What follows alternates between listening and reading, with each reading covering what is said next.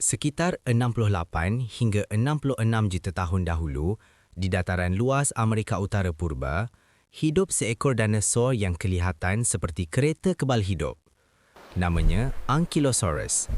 Dengan panjang sehingga 8 meter dan berat sekitar 6 tan, Ankylosaurus adalah antara dinosaur herbivore paling besar pada penghujung zaman Cretaceous.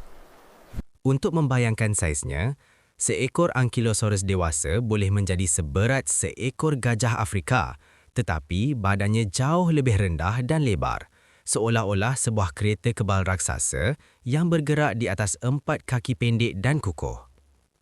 Tubuhnya yang besar dan berat membolehkannya bergerak perlahan di antara tumbuhan rendah, memakan pakis, semak purba dan tumbuhan berbunga awal yang tumbuh berhampiran tanah. Seluruh badannya dilindungi oleh plat tulang tebal yang dipanggil osteoderm, membentuk perisai semula jadi yang menjadikannya hampir mustahil ditembusi oleh kebanyakan pemangsa. Di hujung ekornya pula terdapat gumpalan tulang besar yang membentuk penukul ekor, senjata yang boleh dihayunkan dengan kuat untuk mempertahankan diri daripada pemangsa seperti Tyrannosaurus Rex. Walaupun ia bukan pemangsa, Ankylosaurus adalah antara dinosaur yang paling sukar diburu.